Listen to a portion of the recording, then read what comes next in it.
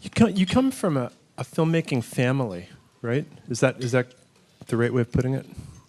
Yeah. Yeah. I guess technically it starts with somebody who I'm not genetically related to, technically, but I grew up with Mickey Moore sort of functioning as my grandfather of sorts, and that's only because my mom was his script supervisor, and he. It's an awesome story. Let me just tell you all about it.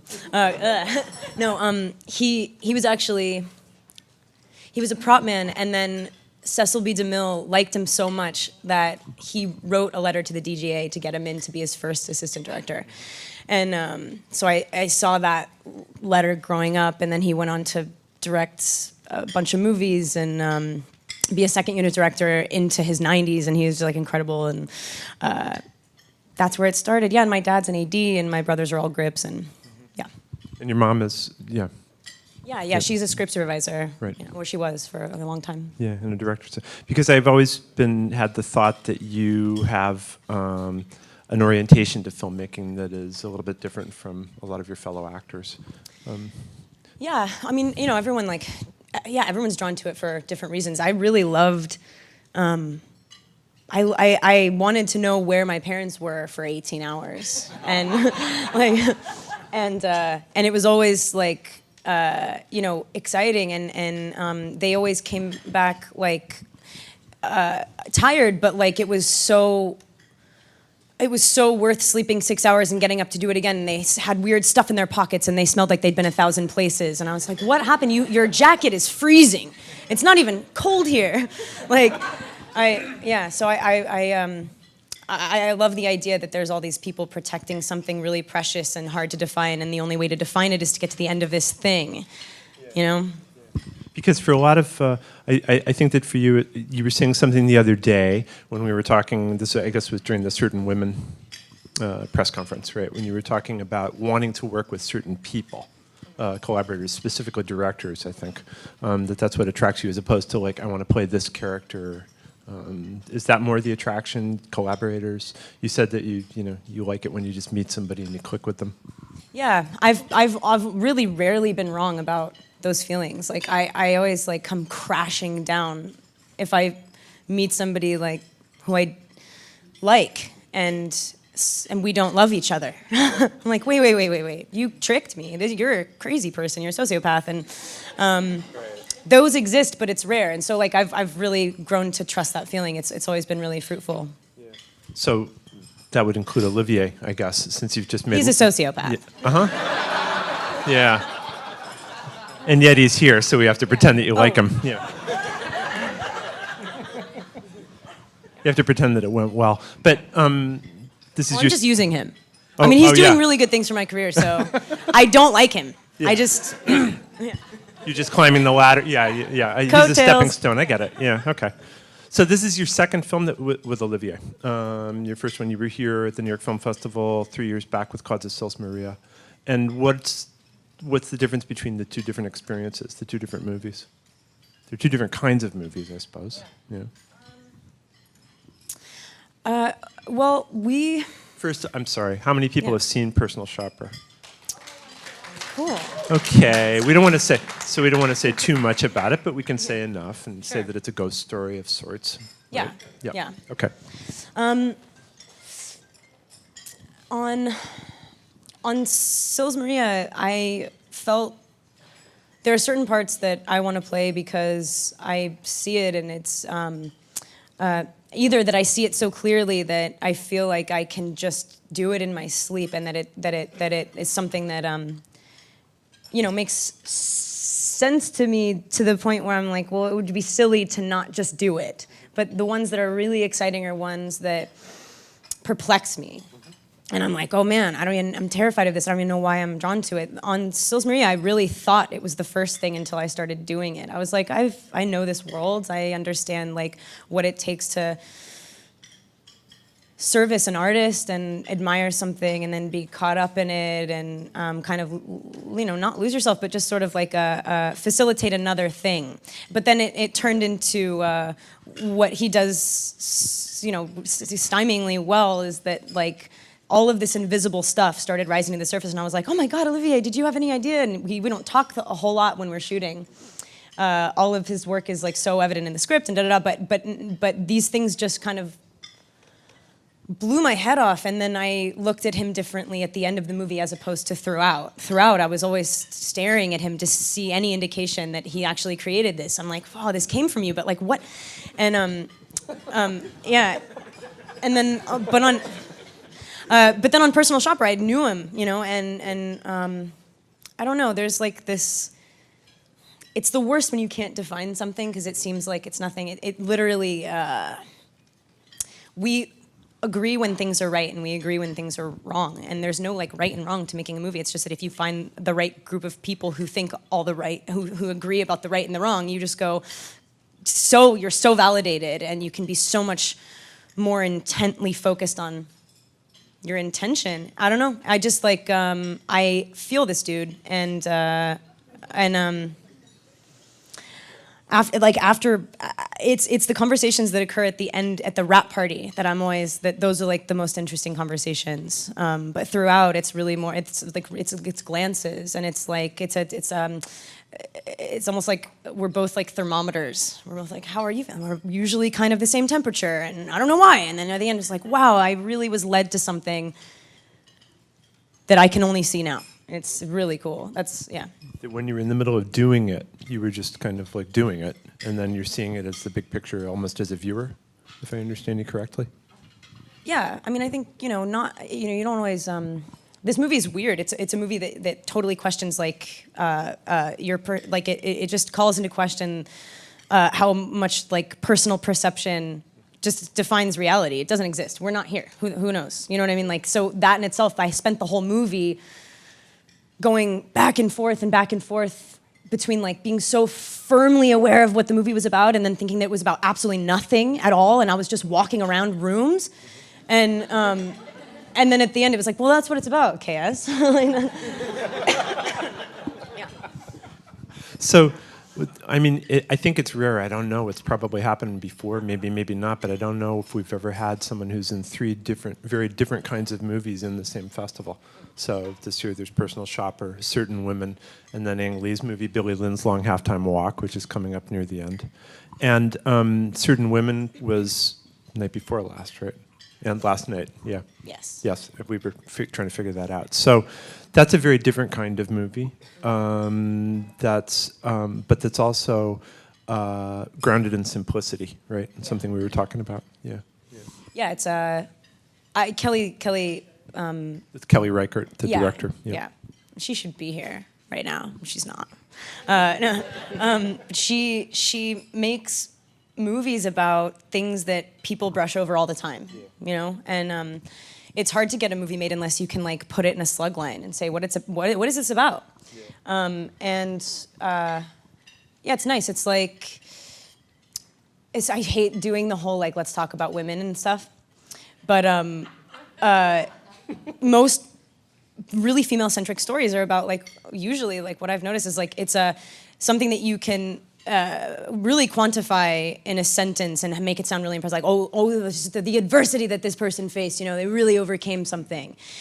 And these people the three women in this movie are like really struggling and really grinding, but there's no resolve, and it's... And as you said, exhausted. They're all exhausted. It's three women that are just so tired. In a very lifelike way. Yeah, and to focus on mundane things and allow people to just like sit and be is so vulnerable. And it takes so much patience and faith, and I don't know, it's hard to get people together and think like, oh, it's totally worth spending all this money and totally worth spending all this time, like making a movie about two people that sit across from each other and like don't have the same conversation and nothing ever really happens. But when you watch, it's so painful. Like, I love her perspective. I think it's absolutely worth capturing. And also her movies are so natural, and she's a steel train of fucking, like she's so composed.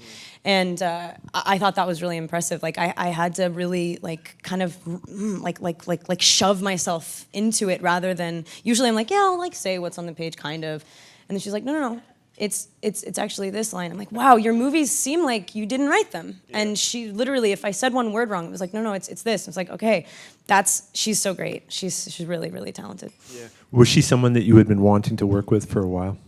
I love her movies. Yeah, I mean, my friend Dakota and my really, really good friend Jesse Eisenberg, Dakota Fanning, are in Night Moves. Yep. And that was the first time I actually saw one of her movies, and then it made me go back and go, oh, wow. And then everyone was like, don't even read it, just do it. Mm-hmm. Like, I trust these people, and I read it, but yeah. There was a question that came up during the press conference the other day from the audience. It's a question that you probably get quite a bit, which is, what's the difference between making a big movie like, and a small movie? And I thought that you gave a very eloquent answer to that. You're like, it's all work. Well, okay. I'm gonna stop doing the thing where I like make fun of everything. Everything that you say? Yeah. Yeah. Okay. Tonight? God, let's just get like really. Let's get really real. I'm gonna like. Okay, so it's not the same. It's funny. Like it's really nice when people ask like, how did you carve this out? Like, have you made like really good choices, and like you really stepped away from something that defined you for a long time. And I've never stepped away from anything. I've really just like kept my eyes closed and forged ahead, and like, yeah. So it's more fun to play with more money. It's like, you can have more fun. You can do more things, blah, blah, blah. But if it's not the right group of people and they're not doing the same thing, it's just a mess and sad. And I've, like I said before, only been let down a couple times in terms of like who I've been drawn to, and then looking at the experience. Like, who knows like how the movies turn out, whatever. But like, I've only had bad experiences making stuff a few times. Mm-hmm. And some were big, some were small. It's just not, it's just not. It depends on who the people are. It's not the nature of the machinery. Yeah. And then, so the third film that Kristen is in the festival is Billy Lynn's Long Halftime Walk, which is an extremely different kind of enterprise, a great movie, and a film that's made technically in a very unusual way, which is, as probably most of you know, 120 frames per second, 4K 3D, which yields an image that's like... It's like more information than you've ever been given in a moment, and you're just like, it's... Yeah, and that was, the cameras were enormous, right? Yeah, I was so out of my element. It was really strange. Like I was saying, I'm really obsessed with, I'm really obsessed with process, and I've never really been able to do the thing where, you see an actor who puts headphones in and they're just like doing that. I'm like, no, but where is we being seen from? And like, what are you guys doing? And okay, cool. And I talk too much like before everything starts, and like, I'm like, oh, I'm sorry, you probably like need to focus and stuff. But what's happening? And blah, blah, blah. Joe Alwyn has never made a movie before, and he's the title character. He plays Billy Lynn. Yeah. And he asked me. We just both said the same thing. Sorry. Yeah, no. And thank you. I need to back me up, dude. And he often would be like asking questions, and I just had no answer. Usually I'm like, I love working with first-time actors. I'm like, hey man, especially when they're curious. You're like, oh yeah, let's fucking talk about it. And I was like, I have no idea what's going on. I don't even know what that thing is. Like that camera, I'm like looking like directly into the lens. It's like. Which doesn't look like a lens, right? Aren't they just big? It's a big black. Big black box. Yeah. Right. Two big black boxes because it's 3D. It's weird. You don't see two different boxes. They're behind the black thing. I don't know. It's like, it's really weird. Right.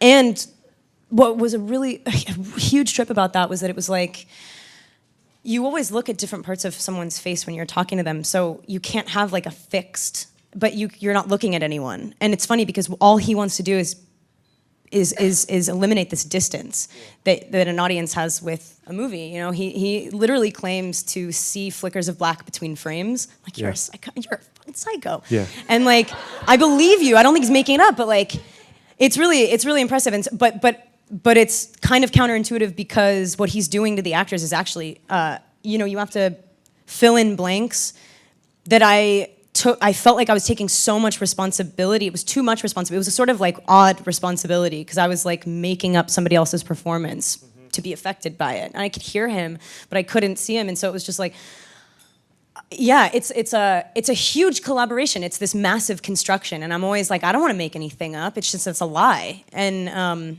so yeah, it was hard. It was like every actor went home going, I have no idea. I have absolutely no idea like what we did today, and that's also a really great place to be. It's just weird. It's just weird. It's not normal. Yeah, it reminds me of Olivier and I were doing a conversation in Vienna a couple years ago, and he was talking about, we were talking about how he works, and then I don't remember how we got there, but he said, well, basically when I'm making a movie, what I do is I put myself in a position where I'm going to be doing what I'm afraid of. Mm-hmm. And it strikes me that this is something that has been a through line in a lot of your discussions of acting in the last couple of days when you've been, you don't know what you're doing, you're just doing it, getting the job done. Yeah, I think it's it's really important, and this is like now we just sound like we're talking about life, and that's like totally like when things get good is when you're like, oh, we could be really talking about anything right now, but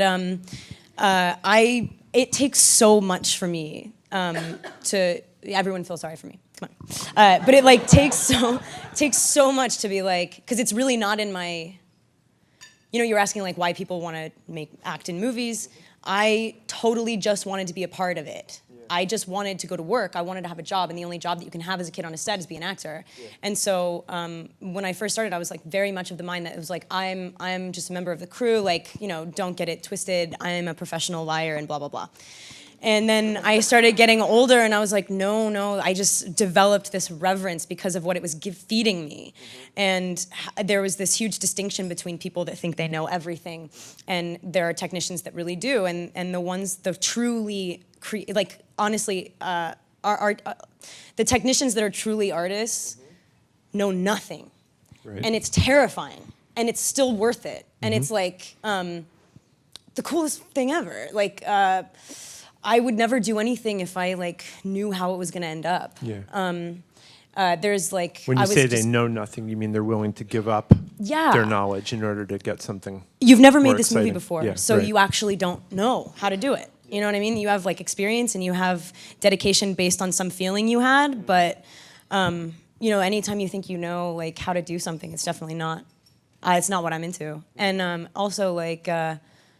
So Charles is he's my man. This is Charles Olivier, who should stand up. Charles Olivier, the producer, personal shopper. Come on, man. Okay. But I was just telling, when he produced On the Road, and it was really late. We had to go to work in like 2 hours, and it was really irresponsible for him to be drinking with us at that hour. And we were like, how did you do this, man? Like, God, you're a French guy. It's On the Road. Like, what? And it's like Walter's from Brazil, and it's like, God, like, who knew? Like, it's just weird. How did this come together? What the fuck? And he was like, he's like, definitely not waxing poetically, and it sounded so legit and like so moving. And I'm gonna paraphrase and probably sound not that moving. But he was like, when people went to the moon the first time, they didn't know that they weren't going to die. And with this, we go to the moon. And I was like, yeah, and like, it's just, you can't do stuff unless there's like massive risk involved, or else it's just like, now I'm creating a product in order to be like deemed successful. And that's cool, but it's not fun, Yeah. Yeah, you're just going ahead and doing something new. Yeah. I'm just repeating myself a lot. That was a cool story. Yeah. Can we talk about what we were talking about before, what you've just done for the first time? Yeah. Do you want to? Oh, I directed a short. I wrote and directed a short. That's I'm really awesome. excited about it. Yeah, thanks for asking. Yeah. Thanks. You want to hear about it? Sorry? You want to hear about it? Yeah. I'll just tell you about Yeah. Well, no, I don't. Good night, everybody. No, of course it. Yeah, it's cool. I didn't decide to.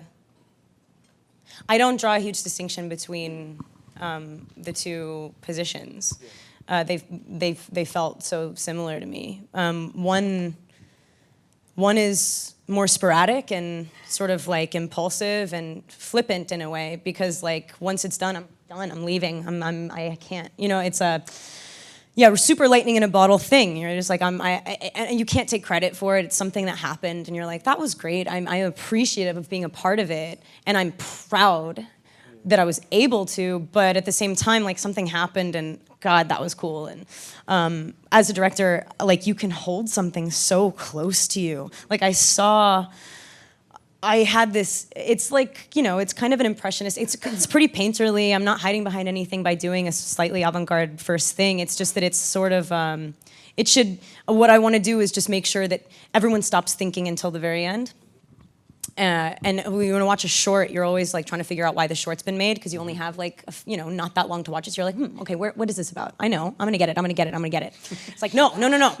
And so it's like, whatever, I wanted it to really like, I wanted it to feel like a wash, like something that like washes over you. This sounds whatever. But I saw people that I admire so much, people that I batted for the fences in terms of like crewing up. And some people were really young and hungry and ambitious and so talented and innovative and weird. And then some people were just people that I'm a huge fan of. I got like Lars von Trier's editor. Yeah. And I saw him kind of get it because I was excited. And he caught that, and it was contagious. And he was like, I'm excited because you're excited. And I'm like, that's great. But what I really would love is like if you got excited because you were selfish and you had this desire that I gave you. And it happened, and it was the coolest thing. Like, that is the most satisfying thing I have ever done. Because as an actor, you're like, a little thing that can help everyone feel this. But when it comes from you, it's like, validation in the most ultimate, you're not alone, Like, I see you, girl. I see you, and I get it. And I was just like, yes. And like, I felt, and when I started this movie, like I was carrying 8,000 pounds. And every single time someone's desire became selfish, they like took like 3,000 pounds off my back, and I was like, oh God, thank you. Can you just carry that? And then we'll just get to the end. And then like, it was so cool, man. I had so much, I've never been happier doing anything. Like, found the next level, so excited. It's probably a shit, no, it'll be good. Trust me, it's fucking cool. Like, I'm telling you, I really like it, and that's a huge pleasure. Like, everyone else, you can maybe not like it, but I don't think you can say it's not well done. Yeah. Oh, I can't wait to see it. You got everybody sparked, and thank you.